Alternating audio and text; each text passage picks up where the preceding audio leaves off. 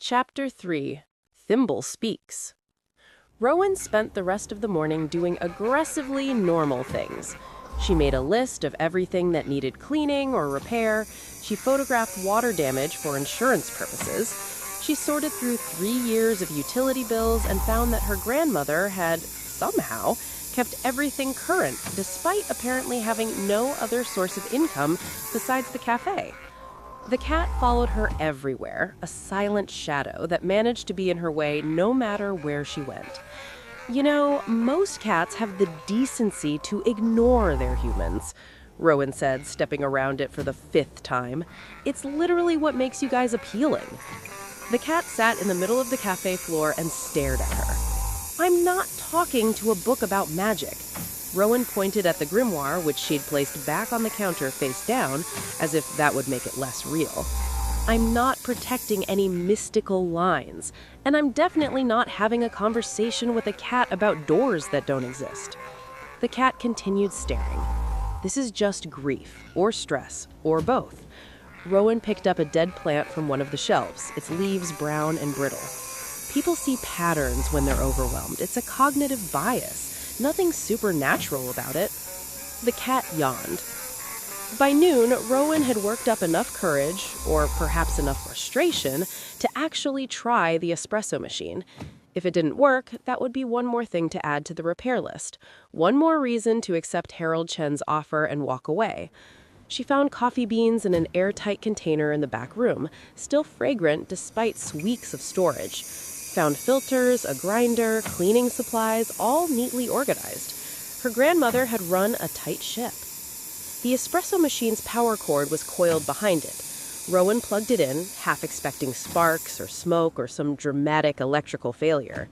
Instead, it hummed to life with a smooth, almost contented sound. Okay, Rowan muttered. That's fine. That's good, actually. Working equipment increases resale value. She filled the water reservoir, ground beans, tamped them into the portafilter with more confidence than she felt.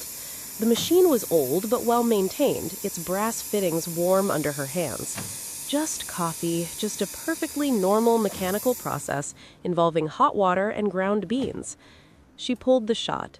The espresso flowed thick and dark, releasing a smell that made the mediocre Americano she'd had that morning seem like an insult to coffee everywhere. Rich, complex, with notes of chocolate and something she couldn't quite name. Cedar, maybe, or autumn leaves? Rowan said, "Huh," out loud. The cat jumped onto the counter beside her, eyeing the espresso cup with interest. You can't have coffee. It's bad for cats. Rowan paused. I'm assuming you're a normal cat with normal dietary restrictions. The cat gave her a look that clearly communicated, really? We're still pretending? Yes, we're pretending. Pretending is great. Pretending keeps you sane. Does it, though? Rowan dropped the cup. It shattered on the floor, espresso splashing across the worn hardwood, and she spun around to find nothing. No one. The cafe was empty except for her and the cat, who was now sitting very upright, tail curled around its paws, watching her with obvious amusement. I heard... Rowan's voice came out thin. There was a voice. Someone said, "Does pretending keep you sane?" The cat repeated, in a voice like gravel and smoke and late-night radio. Because from where I'm sitting, you're talking to yourself in an empty building and having a minor breakdown over some spilled coffee. Sanity seems like a stretch. Rowan's brain offered several responses. Run, scream, call 911, check for gas leaks, check for brain tumors, sit down, stand up, maybe just pass out. What came out of her mouth was, cats don't talk. Familiars do. The cat stood, stretched, and picked its way carefully around the spilled coffee to sit directly in front of her. I'm Thimble, by the way. Your grandmother's familiar, now yours by inheritance. We're magically bound, which means you're stuck with me whether you like it or not. This isn't real. Denial, classic stage 1. Thimble's tail swished. Do you want to go through all 5 stages now, or should we skip ahead to acceptance? I've got time, but honestly, we've got bigger problems than your psychological adjustment. Rowan sat down hard on the nearest chair. Her hands were shaking. I'm having a psychotic break. You're not. Early onset schizophrenia. Also no. Carbon monoxide poisoning. Getting colder. Then what? Rowan's voice cracked. What the hell is happening? Thimble's expression softened slightly. Your grandmother was a witch, a hedge witch specifically, one who works with plants, potions, and protective magic. This cafe isn't just a business, it's a ward built on a ley line, one of the places where Earth's natural magic flows strong. Iris maintained that ward for 40 years, keeping the line stable and the town safe. Safe from what? That's complicated. I'm talking to a cat. I think we're past simple explanations. Thimble tilted his head, considering. Fair point. The short answer, a ley line is power. Uncontrolled, it attracts things. Spirits, mostly. Confused ghosts looking for energy to sustain themselves. Sometimes worse. The ward your grandmother maintained kept them from crossing over, kept a line from becoming a beacon for every desperate or malicious entity within 100 miles. Rowan laughed, high and slightly hysterical. This is insane! This is inheritance. Thimble hopped down from the counter and walked toward the grimoire on the counter. Iris tried to teach your mother. Helena ran the moment she turned 18, married your father, moved to Portland, and spent 20 years pretending magic didn't exist, which, judging by the fact that you're here and she's not, worked out exactly as well as Iris predicted. Something cold slid down Rowan's spine. How do you know about my mother? I was there. I've been Iris's familiar since before Helena was born. I watched her learn, watched her rebel, watched her choose ordinary over extraordinary because she thought it would make her happy. Watched her die when you were 16 because she was in a car accident that a simple protection charm would have prevented. Rowan stood up so fast that the chair scraped against the floor. Don't you dare. I'm not blaming her. I'm stating facts. Thimble's yellow eyes held steady. Magic exists whether you believe it or not. Rejecting it doesn't make you safe, it just makes you vulnerable. Get out. Can't. Magically bound, remember? You inherited me along with the cafe. Then I'll leave. I'll sell this place tomorrow and go back to Seattle and never think about this any again. You could, Thimble agreed. Iris gave you that choice, but you should know what happens if you do. Rowan wanted to say she didn't care.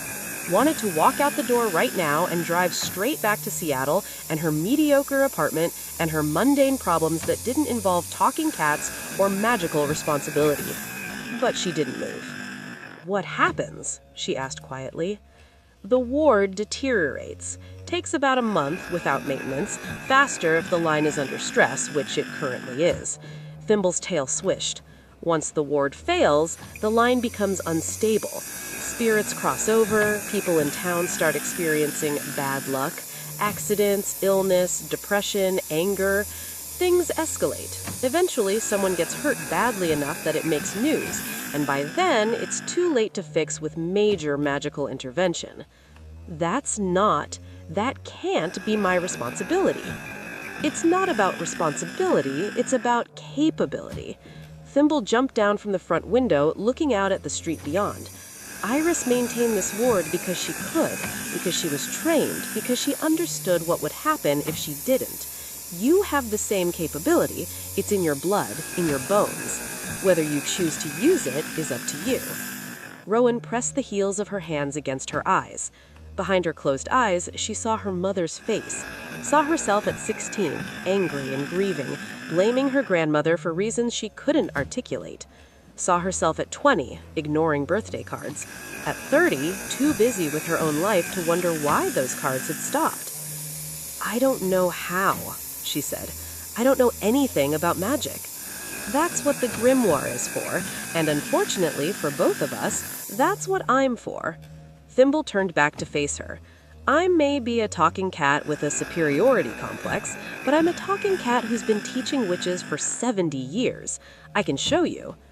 Why would you help me if I'm such a disappointment compared to my grandmother? You're not a disappointment, you're untrained, and you're scared. That's normal. Every witch starts scared. Did my grandmother? Terrified. But she learned, and eventually she was magnificent. Something like grief flickered across Thimble's feline features. I'd like to think her granddaughter might be too, if she gave herself the chance. Rowan looked at the grimoire, at the espresso machine, at the cafe her grandmother had maintained for 40 years, alone, without recognition or thanks. At the cat, the familiar, who'd watched generations of heart women make their choices. Okay, Rowan heard herself say. 1 week, you have 1 week to prove any of this is real. If I don't see actual evidence of magic, not just weird feelings or coincidences or stress hallucinations, I'm selling and leaving. Thimble's whiskers twitched in what might have been a smile. Deal. Though I should warn you, once you start seeing magic, you can't stop. It's like those